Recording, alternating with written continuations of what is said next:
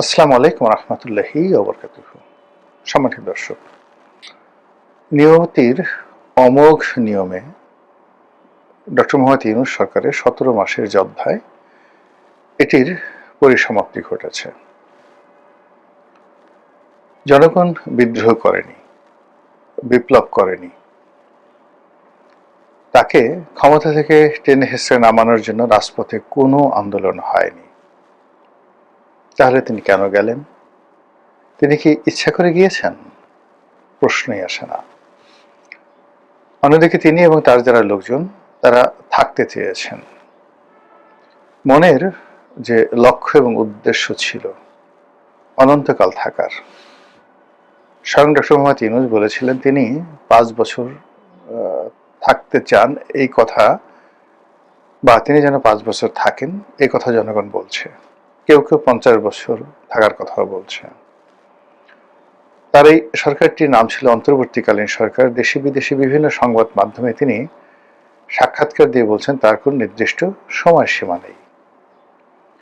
এগুলো নিয়ে আমরা যারা সংবাদ মাধ্যমে কথা বলতাম, আমরা যারা বলতাম যে তিনি যাবেন না, যেতে চান না, কেউ ক্ষমতা ছেড়ে যেতে চায় না, তখন অনেকে পেউ, পু, ভু, ভা এ সমস্ত শব্দ করত। অনেকে বলার চেষ্টা করতো যে ডক্টর মোহাম্মদ ইউনূস তার নির্দিষ্ট সময় ক্ষমতা ছেড়ে নির্বাচন অনুষ্ঠান করে তারপর তিনি চলে যাবেন। ভালো কথা। তো আপাত দৃষ্টিতে মনে হচ্ছে তিনি চলে গেছেন, বা তিনি একেবারে নির্দিষ্ট সময় তার কমিটমেন্ট রক্ষা করে চলে গেছেন, এবং আমরা যারা তার চলে যাওয়ার ব্যাপারে কথাবার্তা বলেছি, আমরা আসলে ভুল বলেছি। বাস্তবে কি তাই? মোটেও নয়। বাস্তবতা হলো যে এই বাংলাদেশে ডক্টর মোহাম্মদ ইউনূস যখন এলেন, তখন আকাশ, বাতাস, চন্দ্র, সূর্য, গ্রহ, নক্ষত্র, তারকা কেবল ইউনূস, ইউনূস, ইউনূস। হুজুররা ওয়াজ করেন তিনি আল্লাহ কর্তৃক মনোনীত, তার বিরোধিতা করা যাবে না। হুজুররা তার জন্য দোয়া করেন, তাকে ১০০ বছর ক্ষমতায় রাখার জন্য মাঠে ময়দানে আওয়াজ। তিনি নামাজ পড়তে ঈদের ময়দানে যান, সেখানে অসংখ্য মানুষ দাঁড় করিয়ে স্যার যাবেন না, যাবেন না, যাবেন না। তিনি চাঁদের হাসি দিয়ে বলেন যে দোয়া করবেন। তো এই যে একটা ইউনূসকে নিয়ে, বা ডক্টর মোহাম্মদ ইউনূসকে নিয়ে যে সারা বাংলাদেশে আদিক্ষেতা শুরু হয়েছিল, এবং স্বয়ং তারেক রহমান সাহেব তিনি তার ক্ষমতার একেবারে কাছাকাছি, মানে আওয়ামী লীগ গেছে, ডক্টর মোহাম্মদ ইউনূস এসেছে, এবং ডক্টর মোহাম্মদ ইউনূস যাওয়ার সঙ্গে সঙ্গেও যিনি ক্ষমতায় আসবেন জনাব তারেক রহমান সাহেব, তিনি এবং তার দলের লোক, তার প্রয়াত মা বেগম খালেদা জিয়া, তারাও জনাব ডক্টর মোহাম্মদ ইউনূসকে ভীষণ রকম তোয়াজ করছিলেন, তদবির করছিলেন, এবং বেগম খালেদা জিয়ার নির্দেশ ছিল কোনো অবস্থাতেই ডক্টর মোহাম্মদ ইউনূসকে বিরক্ত করা যাবে না। আমি নিজে ব্যক্তিগতভাবে সমালোচনা করেছি, কিন্তু তার প্রাপ্য সম্মান, তার যারা লোকজন রয়েছেন তাদেরকে সমীহ করে কথা বলা এবং কৃতজ্ঞতা প্রকাশ করা, এটা আমি সবসময় বজায় রেখেছি এবং আগামী দিনগুলোতে বজায় রাখবো। কারণ কি?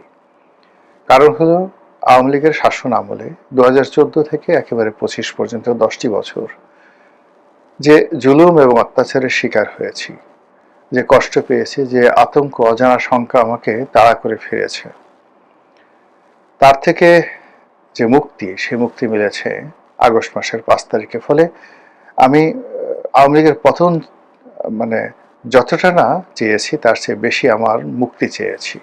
তো আমাকে আল্লাহ সেই মুক্তি দিয়েছে, যে ওছিলায় আমার মুক্তি ঘটেছে। আমি সারাটা জীবন তাদের প্রতি কৃতজ্ঞ থাকব। এবং এখন দেখুন তাদের ক্ষমতা নেই, আমি এখন তাদের ব্যাপারে কি বলি আপনারা লক্ষ্য করবেন। তো যেটা বলছিলাম যে আওয়ামী লীগ জামানাতে আওয়ামী লীগের সমালোচনা করেছি, আওয়ামী লীগ ভালো করুক। এর কারণ হলো যে আমি তো ২০১৪ সন থেকে আওয়ামী লীগের সঙ্গে ছিলাম না, কোনো রাজনৈতিক দলেই ছিলাম না, নির্বাচন করিনি। তো ২০১৮ সনে এসে শুধু মনোনয়ন চেয়েছিলাম, আওয়ামী লীগের পাইনি, সেটা একটা ব্যতিক্রম ঘটনা। এজন্য আমি বিএনপিতে যোগদান করে বিএনপির মনোনয়ন নিয়েছিলাম। কিন্তু 14 থেকে 18 সন পর্যন্ত তো আমার কোনো দলীয় পরিচয় ছিল না, কিন্তু আমি চাইতাম যে আওয়ামী লীগ ভালো করুক।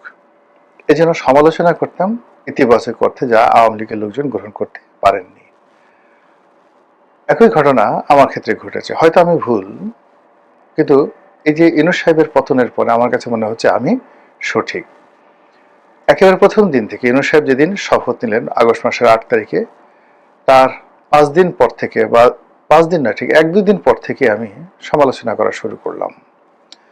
যদি সেই সরকার সমালোচনাগুলো শুনতেন, তাদের বিদায়টি হতো চমৎকার, সুন্দর, সম্মানজনক এবং আনন্দদায়ক। আমরা অনেকে অশ্রু সজল নেত্রে তাকে বিদায় জানাতাম এবং তার সরকারের সকল কর্মকাণ্ডকে আমরা সার্টিফাই করতাম। কিন্তু এখন আমরা কি বলছি? তিনি চলে গেছেন, এটা সঠিক নয়। তিনি স্বেচ্ছায় সজ্ঞানে চলে যেতে বাধ্য হয়েছেন। তার যারা নিয়োগকর্তা দেশে এবং দেশের বাইরে, সবাই তার ব্যাপারে ভীষণ রকম বিরক্ত হয়ে পড়েছিল। আমেরিকা এবং ইউরোপীয় ইউনিয়ন তাদের সমর্থন তুলে নিয়েছিল। এনসিপির প্রতিটি লোক, সে নাহিদ, সার্জিস, মাহফুজ থেকে শুরু করে নাসিরউদ্দিন পাটোয়ারি থেকে শুরু করে সবাই, প্রত্যেকটা মানুষ তার প্রতি বিশ্বাস হারিয়ে ফেলেছিল।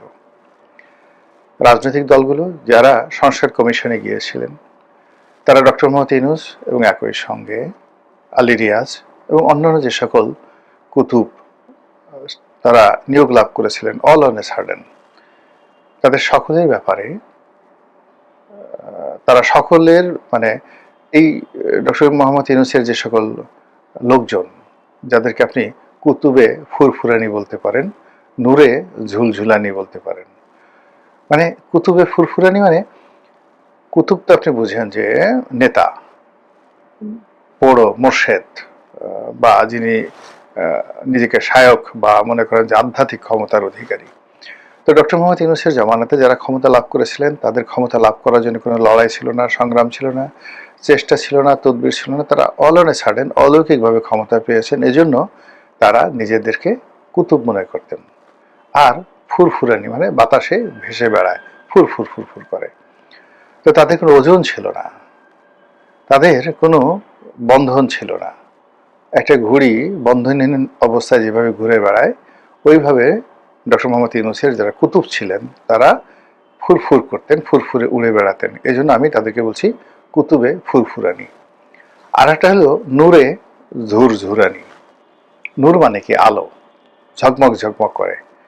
আপনি দেখবেন যে তার যে সকল কুতুব বা কুতুবি বা কুতুবানি যোগদান করেছিলেন, তাদের সবার চেহারা সুরত একেবারে তেলতেলে, ঝলঝলে, ঝুলঝুলে হয়ে গেছিল। প্রত্যেকটা লোক, যে চিকন ছিল সে মোটা হয়েছে, যে মোটা ছিল সে তার গায়ে ঘি মাখনের আবেশ পড়ে গেছিল, যে লোক কথা বলতে পারতো না, ও মাই গড, তাদের কথার দাপটে, হুমকিতে ধামকিতে তছনছ।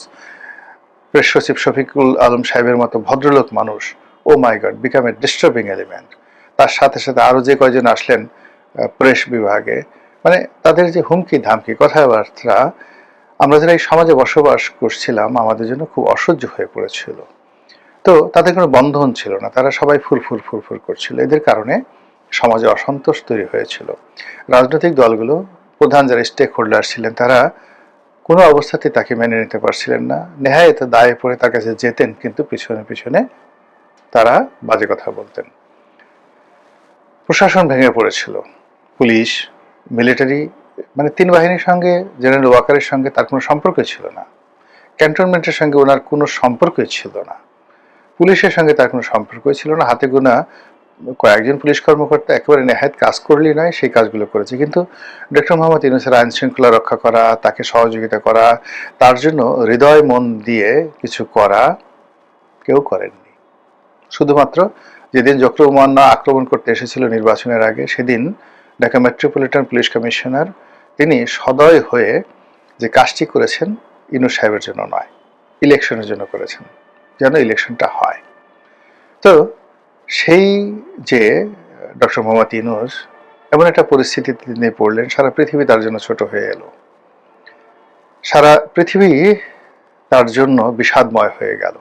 যে পৃথিবী তিনি মুক্ত বিহঙ্গের মধ্যে ঘুরে বেড়ালেন, সে পৃথিবীতে তার যাওয়া বন্ধ হয়ে গেল। তার সর্বশেষ যাত্রা লন্ডন।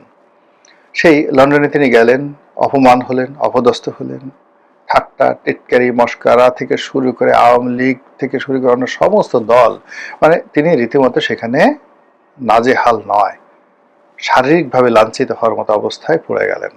তার কুতুব বা কুতুবে ফুরফুরানি তারা যে কিভাবে দৌড় দিয়েছে সেই সময় আপনাদের মনে আছে। এরপর তিনি ওখানে বসে খলিলুর রহমান সাহেবের মাধ্যমে তিনি তারেক রহমান সাহেবের সঙ্গে একটা সমঝোতা করেন। এটি সমঝোতা না আত্মসমর্পণ, না এটি কি, এটি নিবেদন, এটা এখন আপনারা বুঝতে পারছেন।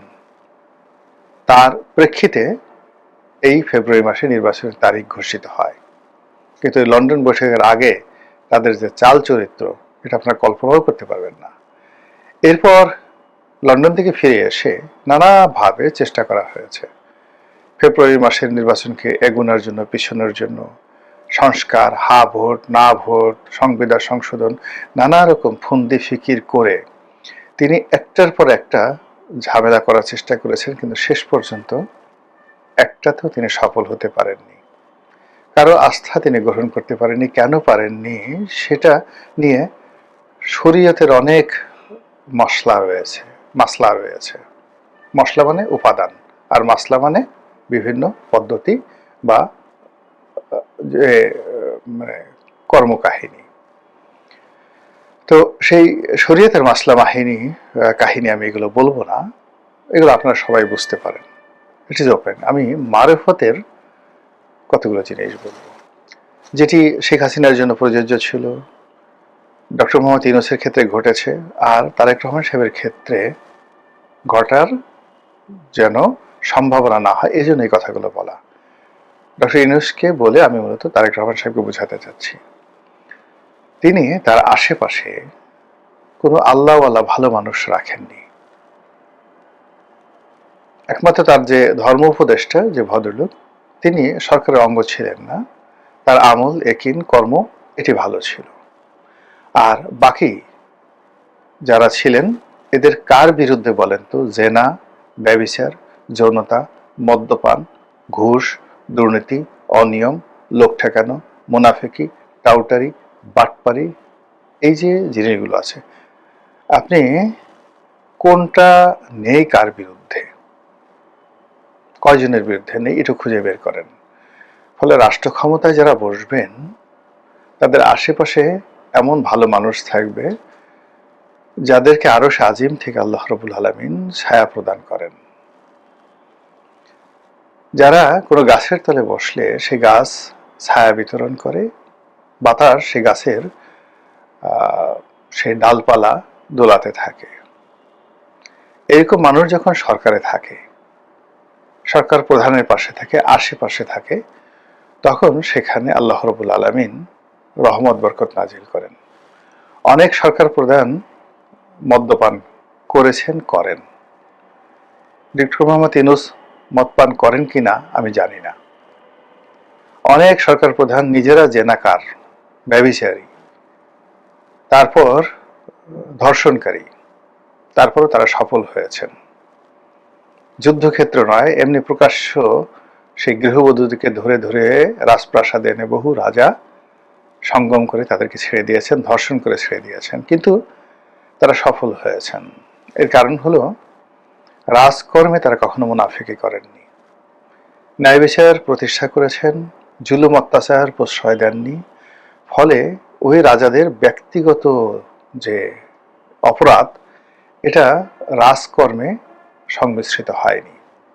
ব্যক্তির অপরাধ কেবলমাত্র তার ব্যক্তি জীবন দ্বারা, হয়তো ছেলে অন্ধ হয়েছে, স্ত্রীর সঙ্গে তার সম্পর্ক ভালো ছিল না, শরীর স্বাস্থ্য খারাপ ছিল, মনের মধ্যে অশান্তি ছিল, কিন্তু রাজকর্ম তারা ভালোভাবে চালিয়েছেন, ফলে বরকত হয়েছে। কে? নুরুদ্দিন মোহাম্মদ জাহাঙ্গীর, সম্রাট জাহাঙ্গীর। কে? আলাউদ্দিন খিলজি, গিয়াসউদ্দিন বলবন। এদের যে রাজকর্মে বুৎপত্তি, তারা ওলি আল্লাহ, গাউস কুতুব, পীর মাশায়েখ, তাদেরকে সম্মান করতেন, মর্যাদা দিতেন, তারপর ভালো মানুষদেরকে আশেপাশে রাখতেন এবং কোনো অবস্থাতে ব্যক্তিগত ক্রোধ, ক্ষোভ, লালসা দিয়ে রাজকর্ম সিংহাসনে বসে ওটা পরিচালিত করতেন না। 17 মাসে ডক্টর মোহাম্মদ ইউনূসের নেতৃত্বে পুরো রাষ্ট্রের চরিত্র পাল্টে গেছে। সেটা মবের মাধ্যমে বলেন, 32 নম্বর ভাঙচুরের মাধ্যমে বলেন, আওয়ামী লীগের মন্ত্রী এমপিদেরকে জুতো মারা, কোর্ট কাছারিতে প্রকাশ্য কোর্টে হ্যান্ডকাপ পরা অবস্থায় মব সৃষ্টি করে দেশের রাজনৈতিক নেতাদেরকে, প্রতিষ্ঠিত রাজনৈতিক নেতাদেরকে, সম্মানিত রাজনৈতিক নেতাদেরকে জুতো পেটা করা, লাথি মারা, অন্ডকোষ ফাটিয়ে ফেলা, এই কাজগুলো এই গত 17 মাসে হয়েছে। কোনো রিজন নেই, আল্লাহর গজব নাজিল হয়েছে এই সকল কর্মকাণ্ডের কারণে। অতীতে বহু যুদ্ধ হয়েছে, বহু ধর্ষণকারীকে ধরা হয়েছে, কিন্তু রাষ্ট্র যেই মুহূর্তে তাকে আশ্রয় দিয়েছে, সর্বশক্তি দিয়ে ধর্ষণকারীকে রক্ষা করার জন্য যুদ্ধ পর্যন্ত করা হয়েছে। এটা হলো রাষ্ট্রের শক্তি। কিন্তু রাষ্ট্র সেই কাজটি না করে নিজেদের ক্রোধ, মনের ঝাড়ার জন্য আওয়ামী লীগের নেতাদেরকে, যারা গ্রেপ্তার হয়েছেন তাদেরকে, তাদের বাড়ি ঘরকে, তাদের পরিবার পরিজনকে, তাদের সাহায্যকারীদেরকে যেভাবে রাষ্ট্রীয় শক্তি দ্বারা লাঞ্ছিত করেছেন, অপমান করেছেন, এই জন্য এই সরকারের উপরে আল্লাহর যে নিয়ামত, রহমত এবং বরকত ছিল, আমি বললাম মারেফতি কথা, সেগুলো উঠে গেছে। যেদিন নারায়ণগঞ্জ হত্যাকাণ্ড হয়েছিল, 7 মার্ডার, যেদিন ইলিয়াস আলীকে গুম করা হয়েছিল, আমি প্রথম ব্যক্তি আওয়ামী লীগের সেই চোখের পানিতে অশ্রুসিক্ত হয়ে গুমের চাইতে ক্রস ফায়ার ভালো, এই শিরোনামে বাংলাদেশ প্রতিদিনে একটা লেখা লিখেছিলাম সম্পাদকীয়, আওয়ামী লীগের এমপি অবস্থায়। যদি অনেকে বলেন যে আপনি বলেন নাই, লিখে দেখেন। এরপর বহুবার টেলিভিশন টক শোতে বলছি যে এই ইলিয়াস আলীকে যে গুম করা হয়েছে, চৌধুরী আলমকে যে গুম করা হয়েছে, এটার খেসারত দিতে হবে সবাইকে দিতে হবে, এবং সেটা আওয়ামী লীগ দিচ্ছে, এবং একইভাবে ডক্টর মোহাম্মদ ইউনূসকেও দিতে হয়েছে। আমি প্রথম ব্যক্তি ডক্টর মোহাম্মদ ইউনূসকে সতর্ক করেছিলাম যে আপনি 32 নম্বর যেভাবে ভাঙলেন, আপনার স্থাপনাগুলো অক্ষত থাকবে না। আমি ভদ্রভাবে বলেছিলাম, তাই আমাকে কিছু করেনি। কিন্তু আনিস আলমগীর খুব নির্মম নিষ্ঠুরভাবে বলেছিলেন যে প্রত্যেকটা ইট গ্রামীণ ব্যাংকের খুলে খুলে নদীতে ফেলে দেওয়া হবে। আজ দেখেন তার অবস্থা কি। এই জিনিসগুলো মুনাফিকি হয়েছে। এই মুনাফিকি হওয়ার ফলে তাদেরকে বিদায় নিতে হয়েছে। আর বিদায়ের সময় উপদেষ্টাদের যে করুণ আরতি ছিল, যে আহাজারি ছিল, নিজেদের সেফটি অ্যান্ড সিকিউরিটি নিয়ে তাদের যে ভয় ছিল, তারা নিজেদের পরিবার পরিজন দ্বারা যেভাবে এখন লাঞ্ছিত হচ্ছেন, অপমানিত হচ্ছেন, যে এই 17 বর্ষের জন্য কি দরকার ছিল। আকিজ বশির গ্রুপের মালিক জনাব বশির, আমার সাথে একবার পরিচয় হয়েছিল, আমার খুব ভক্ত ছিলেন তিনি। তার বিরুদ্ধে কথা বলাটা আমার জন্য খুব কঠিন ছিল। বয়সে তিনি হয়তো আমার চেয়ে কয়েক বছরের ছোট হবেন। তো সেই বশির সাহেব, তিনি তার আপন ভুবনে অনবদ্য ছিলেন, তিনি সফলতম একজন মানুষ ছিলেন, কিন্তু এখানে এসে এই গ্রুপের মধ্যে পড়ে তিনি নামাজ কালাম পড়া মানুষ, সৎ মানুষ, ব্যবসা বাণিজ্য করে সফল হওয়া মানুষ, সেই মানুষ এই কুতুবে ফুরফুরানির কবলে পড়ে যেভাবে লাঞ্ছিত হয়েছেন, অপমানিত হয়েছেন, সারাটা জীবন তিনি এই অপমান নিয়ে তাকে বাঁচতে হবে। তার হাজার হাজার কোটি টাকার ব্যবসা, হাজার হাজার লোক তার কোম্পানিতে চাকরি করে, সবাই তাকে সম্মান করবে, স্যালুট দেবে, কিন্তু মনের অজান্তে এই অল্প সময়ের মধ্যে তিনি যে অপমানিত হয়েছেন, লাঞ্ছিত হয়েছেন, এটা তাকে তাড়া দিবে। এইভাবে আমি সবার কথাই বললাম যে পরবর্তী জীবন, এই যে তারা যে আর্তনাদ করেছেন বিদায় বেলায়, শেষ ক্যাবিনেট মিটিংয়ে, কিংবা একান্ত আলাপ আলোচনায় মিডিয়ার সাথে যারা কথাবার্তা বলেছেন, কিংবা শপথ গ্রহণ অনুষ্ঠানে যেভাবে রেজওয়ানা অপমানিত হয়েছেন, অন্যান্য যারা যেভাবে তুচ্ছ তাচ্ছিল্যের শিকার হয়েছেন, যেদিন সংসদ সদস্যরা শপথ নিলেন, এই দৃশ্য বাংলাদেশে সবার জন্য শিক্ষা। বিএনপি ক্ষমতা আছে, তাদেরকেও সতর্ক হতে হবে। তারা যেভাবে ক্যাবিনেট সাজিয়েছেন, লক্ষণ ভালো নয়। এখানে আল্লাহর রহমত হবে, বরকত হবে, ছায়া পড়বে, আল্লাহর ছায়া পড়বে। এই ক্যাবিনেটে বলেন তো কোন লোকটা আছে? আপনি ওই যে ইউনূস সাহেবের উপদেষ্টাদের বিরুদ্ধে যে অভিযোগগুলো ছিল, এই এমপি এবং মন্ত্রী যারা হয়েছেন তাদের কার কার বিরুদ্ধে এই অভিযোগগুলো নাই আপনারা একটু খুঁজে বের করেন। ফলে সাধু সাবধান, অতীত থেকে শিক্ষা নিন, বর্তমানের ব্যাপারে সতর্ক হন। আসসালামু আলাইকুম রহমতুল্লাহি ওয়া বারাকাতুহু।